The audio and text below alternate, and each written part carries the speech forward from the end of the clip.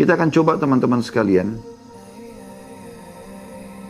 membaca beberapa firman Allah Subhanahu wa taala berhubungan dengan masalah infak ini. Anda bisa buka Al-Baqarah 261. Karena kebetulan di sini disebutkan tentang Al-Baqarah, ya.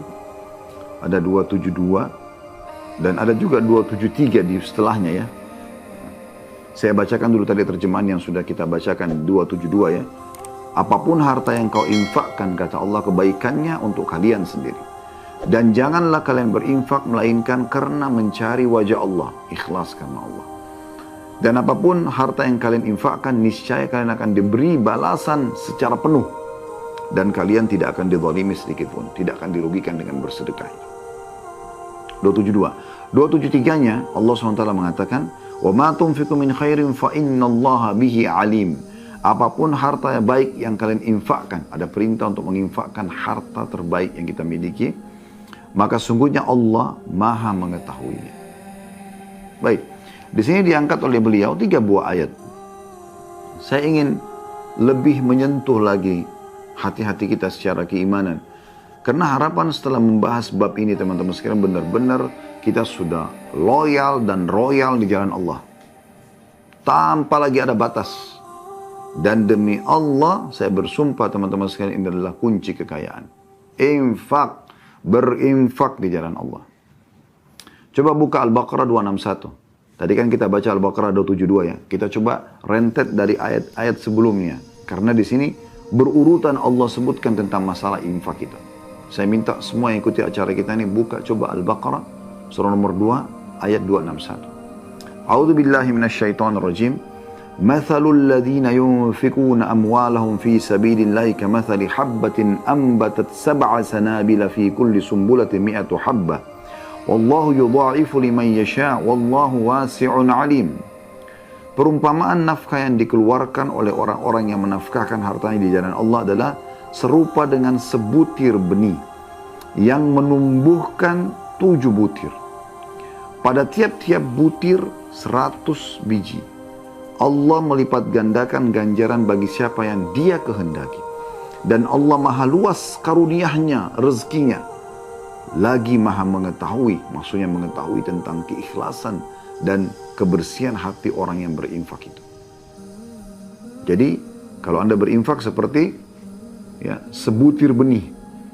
Sebutir benih itu akan menumbuhkan 7 bulir. Dan di setiap bulir ada 100 biji.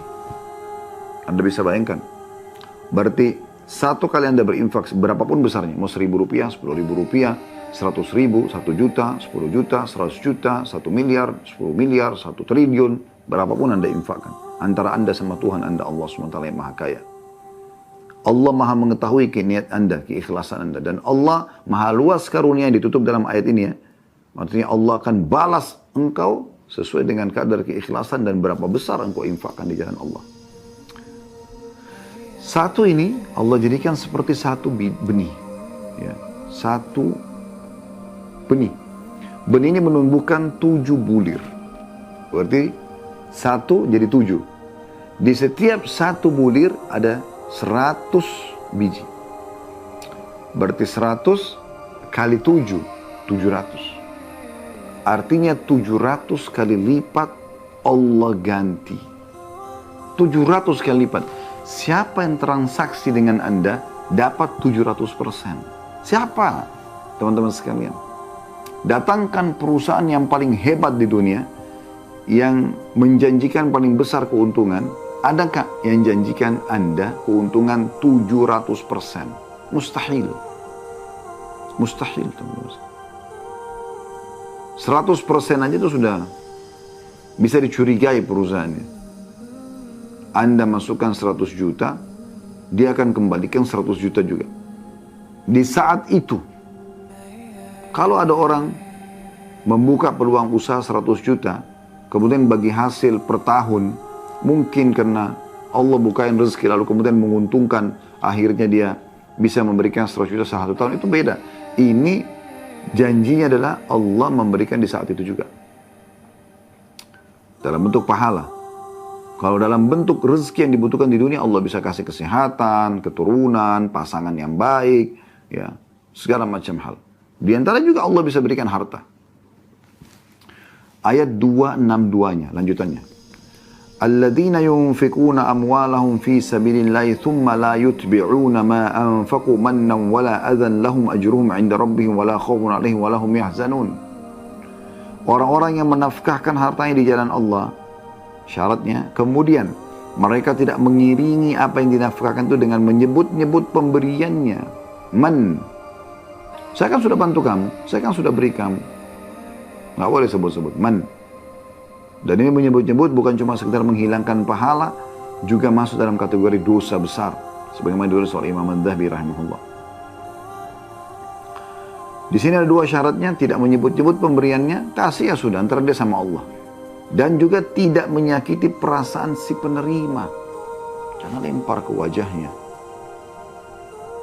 Kalau memberi, buka jendela mobil. Jangan keluar jari.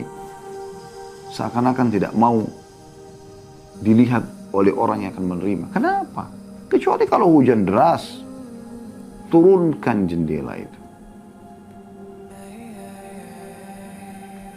Mereka orang-orang ini yang tidak menyebut-nyebut pemberiannya, juga dia tidak menyakiti perasaan orang yang diberi, maka akan memperoleh pahala di sisi Tuhan mereka.